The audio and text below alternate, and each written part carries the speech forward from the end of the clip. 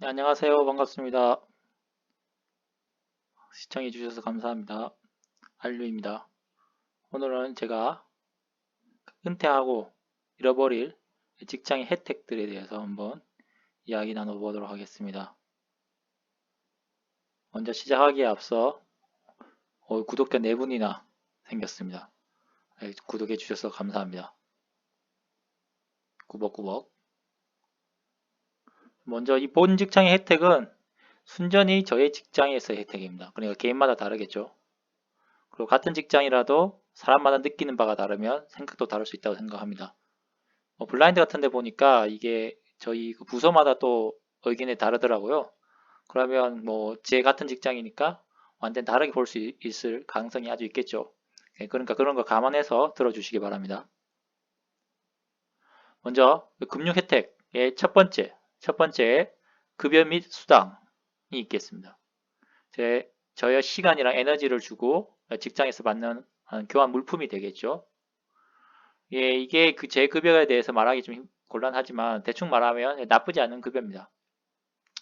뭐 그리고 이 급여를 받으면 제가 즐기고 싶은 것들 뭐 많이 즐기지 않는데 것들을 쓰고도 하고도 이제 남게 되죠. 옛날 같은 경우에는 저축을 했는데 요즘은 이제는 그 한 작년부터는 이제 저축 잘 안 하고 그냥 쓰고 싶은 대로 쓰고 있습니다.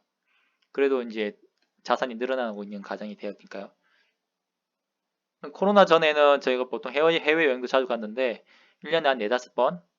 근데 뭐 네다섯 번이라서 멀리 가지는 않고 한 네 번 정도, 세네 번 정도는 일본이나 가까운 동남아시아 정도 가고 한 번 정도는 길게 한 10일 정도 먼 유럽이나 뭐 좀 가기 힘든 곳들 그런 데 갔습니다. 그렇게 가도 뭐 돈을 모으고 즐길 수 있는 정도로 먼저 적당히 벌었다. 근데 조기 은퇴하면 이런 당분간은 아끼기 모드로 가야 되겠죠. 뭐 급여 및 수당 이런 것들이 다 없어지고 제가 이제 지금은 자산으로 축적되는 그런 배당이나 그런 것들로 제가 이제 써야 되니까.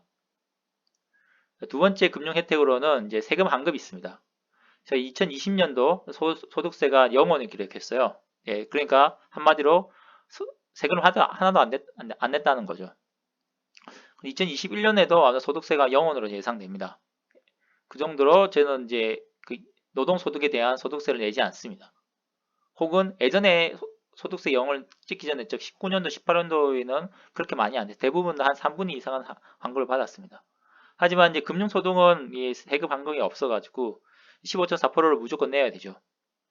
이 낸 그 세금에 대해서 뭐 5월 달에 뭐 신고를 한다 하더라도 세금 환급은 없습니다. 예, 그러면 세금 환급 이 정도 차이면 제 생각에는 200만, 300만 정도 제가 손해를 보게 되는 거죠. 뭐 같은 옷, 뭐 비용이라 하더라도. 그 다음에 세 번째 금융 혜택으로는 이제 대출이 있습니다. 자, 신용대출하고 전월세 대출을 한도하고 그 금요가 이제 유리한데, 직장 다니시면 유리한데 그것이 이제 저는 다 사라지게 되는 거죠. 본 대출을 활용해서 기본 레버리지 전략을 사용할 수 있습니다. 예를 들어서 지금은 제 집은 임대를 주고 저는 지금 현재 전세를 살고 있는데 지금 만약 이 전세집을 월세로 사면 현재 전세 이자보다 한 2배 정도 더 내게 되는 거죠. 그러한 것들을 해가 또 그렇게 사는 것도 바로 레버리지 전략 중 하나가 되는 거고요. 그다음에 신용도 쓰면서 또 레버리지 투자도 가능하고요. 하지만 이러한 것들 퇴사하면 이제 모든 게 사라집니다. 사실상 이제 레버리지 투자를 못 한다고 볼 수 있는 거죠. 하지만 방법이 있긴 하지만 여기서는 언급하지 않겠습니다. 일단은 어렵다, 불가능하다 그 정도로 아시면 될 것 같습니다. 어, 마지막 금융 혜택으로는 이제 의료보험비와 국민연금이 있습니다. 급여에서 낸 거긴 하지만 별도로 작성했고요. 왜냐하면 이제 이거를 이제 제가 개인 돈으로 내야 합니다. 예전에는 급여에서 그 의료보험비를 포함해서 딱 나갔지만 지금은 이제 개인적으로 제가 말씀드렸던 걸 배당이나 그런 이제 그 금융소득에서 나가야 되는 거죠. 이제 부모님이 지금 현재 의료보험 부양자로 되어 있는데 피부양자로 되어 있는데 지금은 이제 제가 회사를 그만두면 따로따로 내야 됩니다. 제가 부양자가 될 수 없고 또 부모님이 피부양자가 들어갈 수가 없어요. 그래서 그러면 이제 세대 전체 의료보험비가 늘어나게 되고요. 또 저의 지역 의료보험도 지금 제가 급여에서 내는 것보다 더 많이 낼 것으로 지금 예상하고 있습니다. 그리고 국민연금 같은 경우에는 지금 퇴사 후에 일단 안 내게 해서 뭐 정지인가 할 수 있다고 하니까 그 정지를 해서 안 내는 방향으로 할 예정입니다. 예, 이러한 것들을 비용이 되는 거죠. 만약에 국민연금을 내야 된다면 또 국민연금 관련된 비용도 나가겠죠. 개인적으로 내고 싶은 마음은 없고요. 그 다음에 직장 복지 혜택인데 이게 여기는 이제 작으니까 한두 세 개 동시에 적었습니다.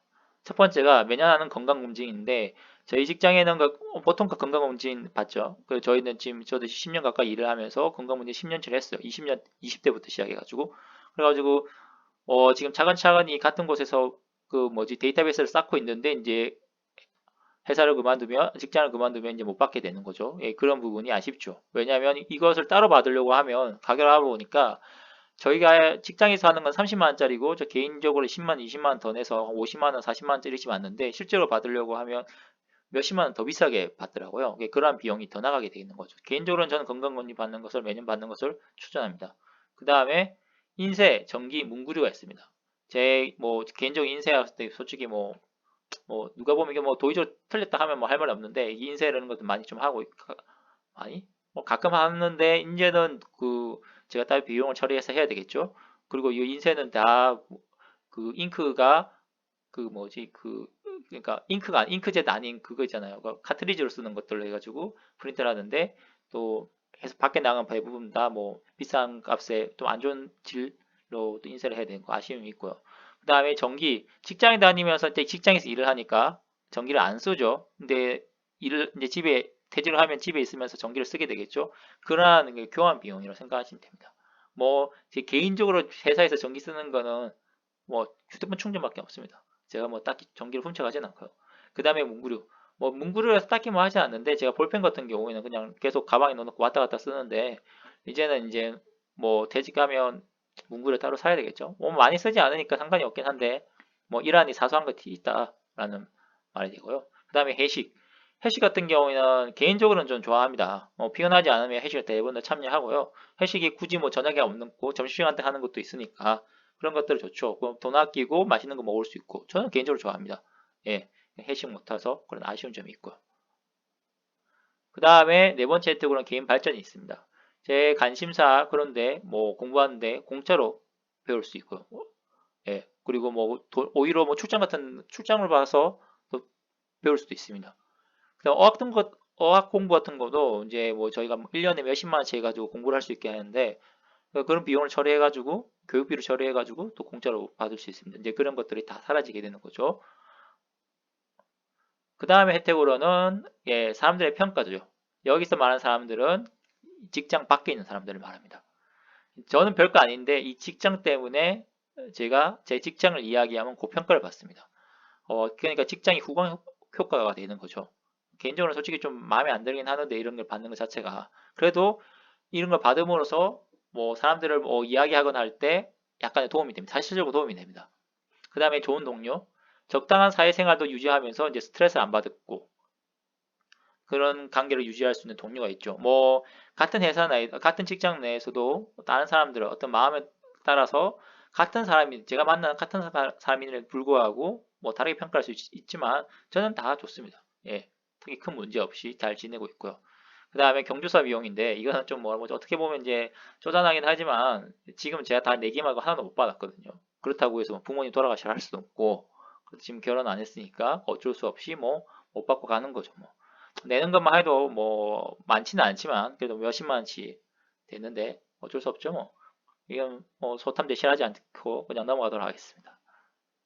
그래서 결론적으로 정리를 해보면 첫 번째 많은 금융 혜택들 급여, 수당, 대출, 세금 환급, 의료보험비 같은 게 있고요.